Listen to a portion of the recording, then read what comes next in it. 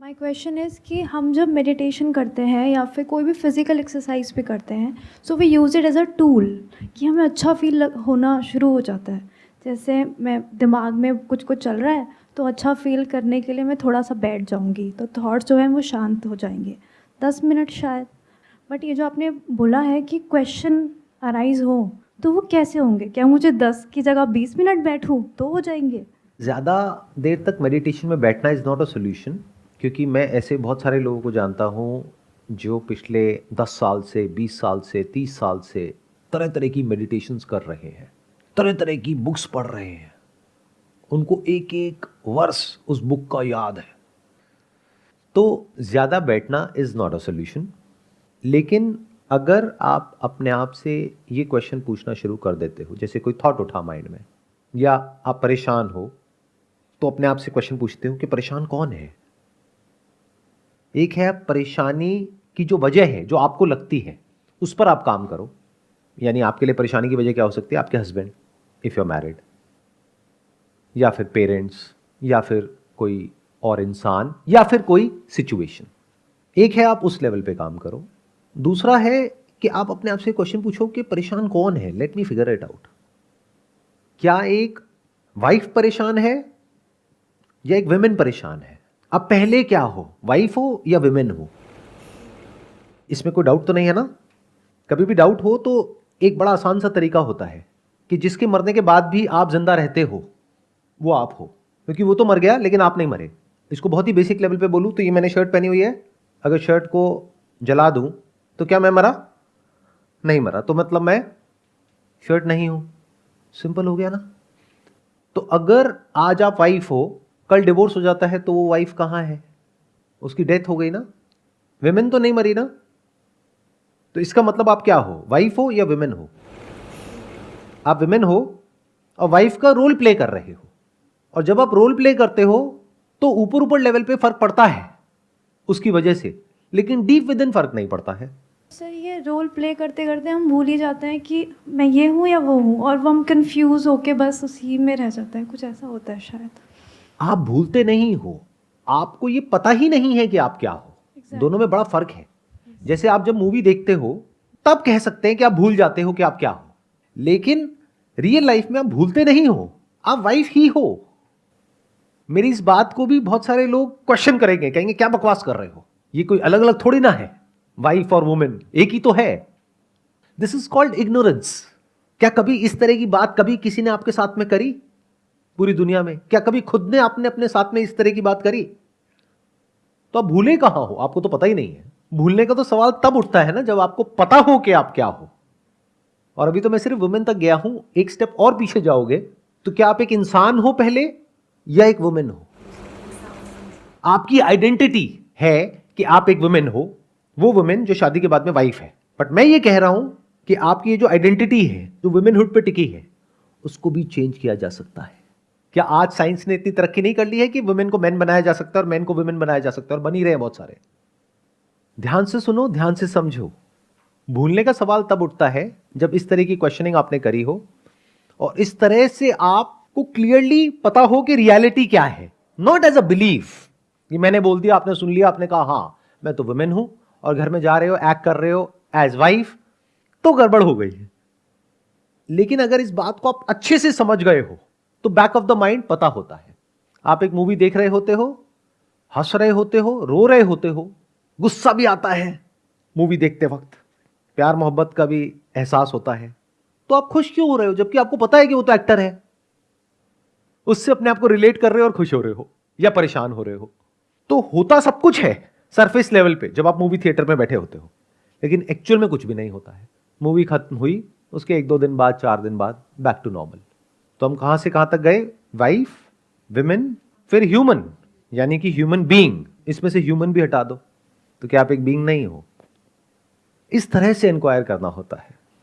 Sir, scriptures में हमें पहले अंडरस्टैंडिंग के बारे में बताया गया है सर, उसके बाद एक्सपीरियंस के बारे में बताया गया है, किसी को होगा।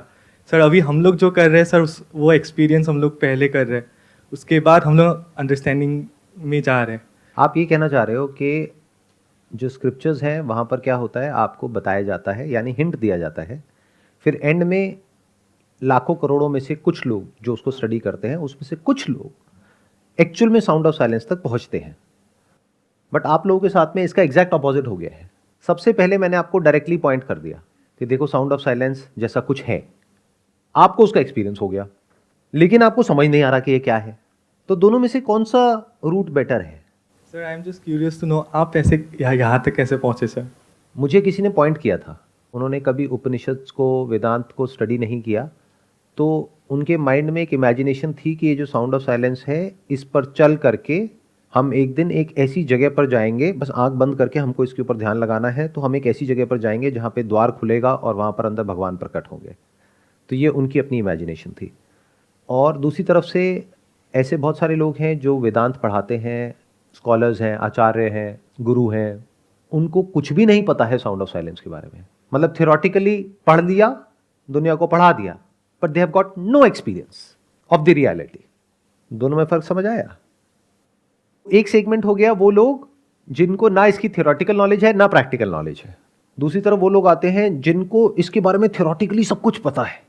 आप उनसे पूछो आत्मा के बारे में, ब्रह्मन के बारे में, सब कुछ पता है, एक एक वर्ष उनको याद है, रटा हुआ है, उन्होंने बुक्स लिखी हुई हैं, लेकिन उनको प्रैक्टिकली इसका कोई एक्सपीरियंस नहीं है। उनसे जाकर के बात करो साउंड ऑफ साइलेंस के बारे में, कहेंगे ये ऐसा कुछ नहीं होता, आपके मन का वहम है। मन का वहम मतलब क्या? जो मन से आ रहा है, मेमोरी से आ रहा है।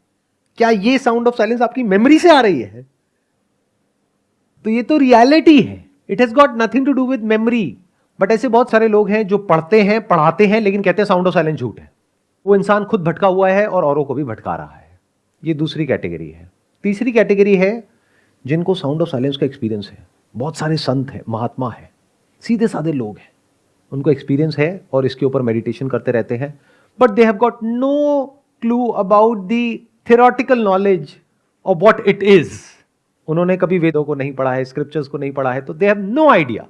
तो अब सवाल उठता है कि ये जो मैंने किया उसके पीछे क्या वजह है?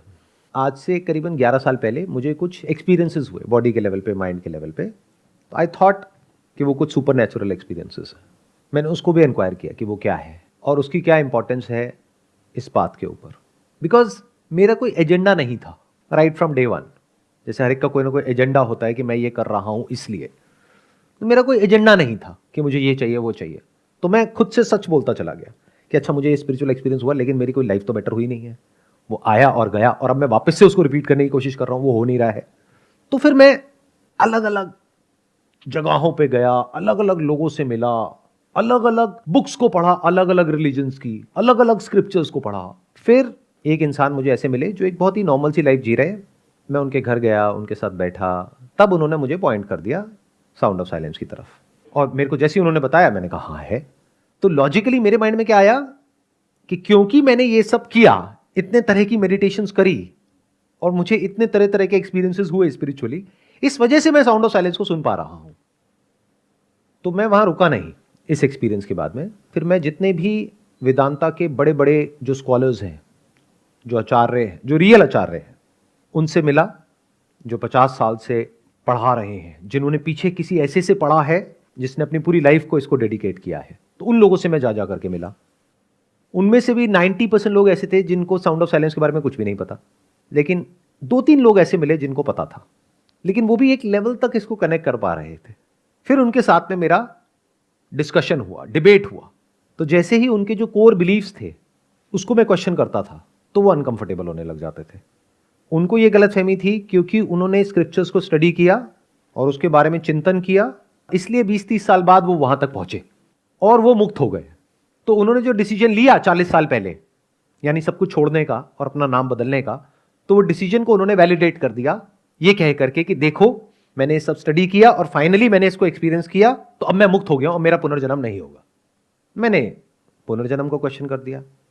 मैंने कहा यहां तो साफ साफ लिखा हुआ है कि ना तो आत्मा पैदा होती है ना मरती है, तो पुनर्जन्म किसका हो रहा है?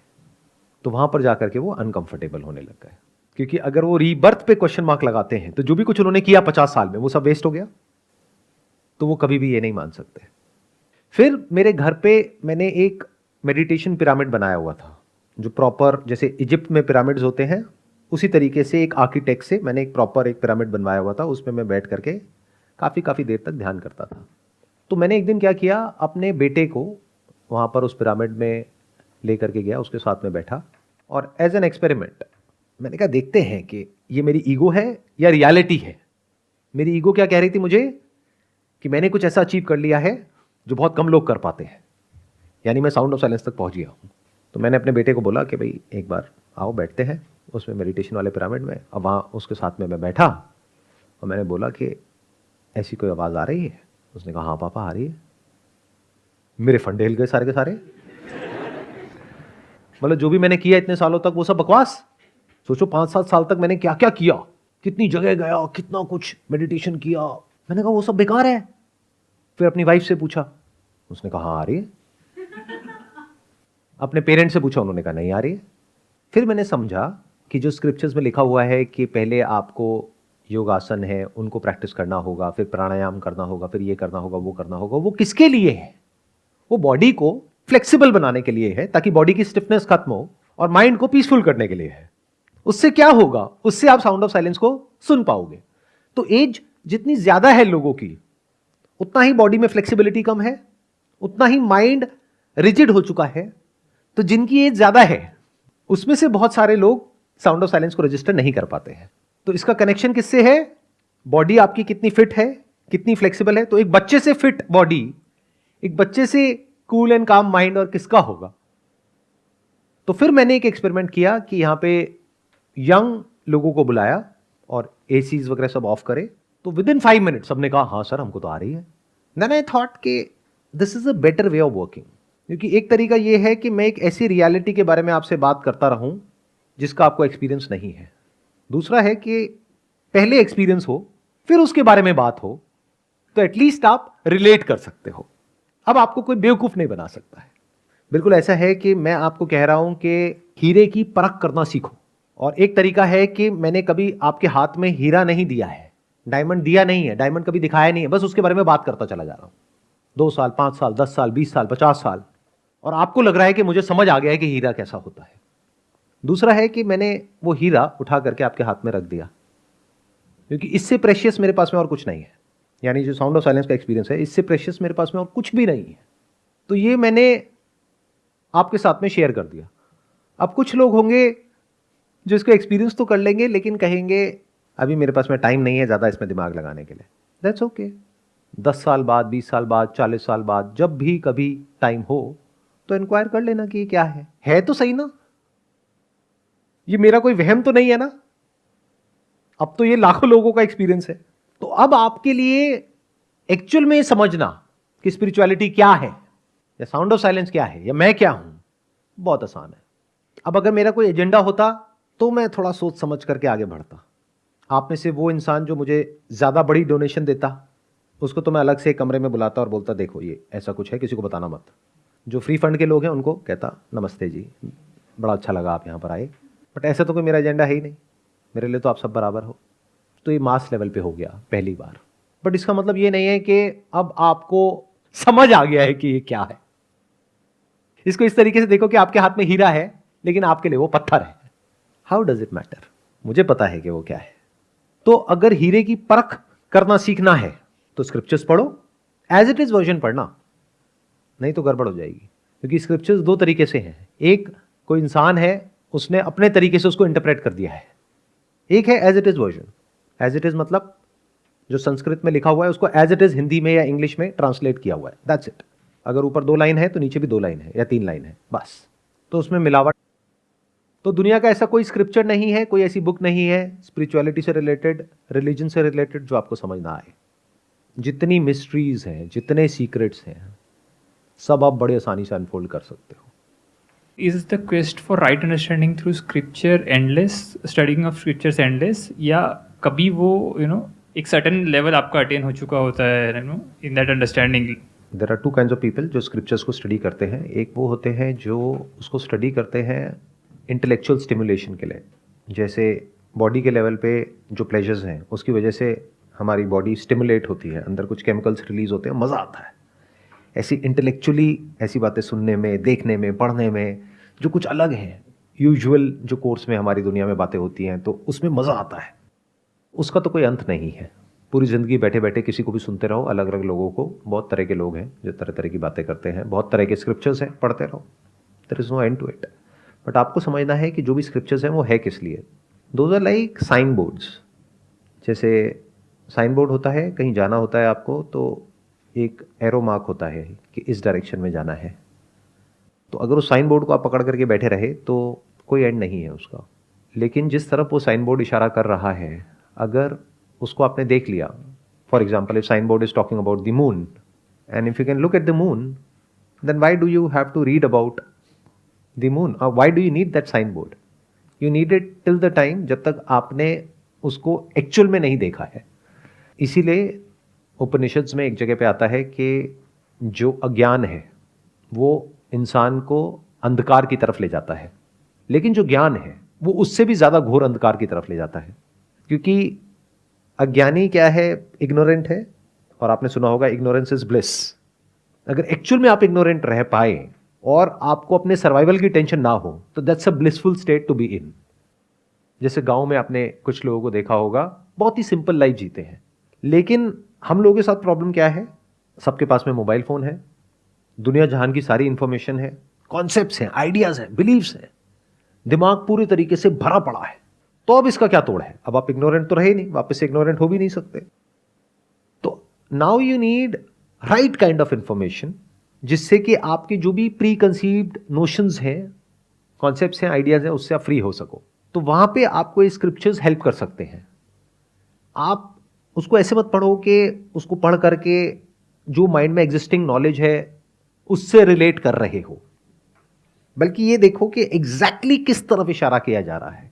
इनफैक्ट जो भी स्क्रिप्चर एक्चुअल में ऐसा होगा जो आपको सच तक ले जाएगा, वो सिर्फ और सिर्फ आपके बारे में बात करेगा।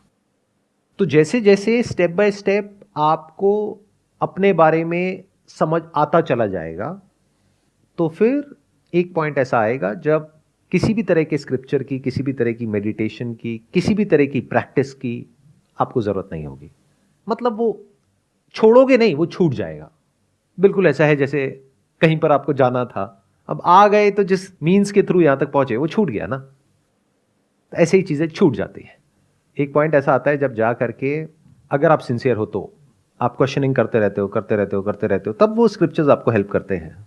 But then there is a point when the questioner is no more, the experiencer is no more, the observer is no more, the concept of self is no more.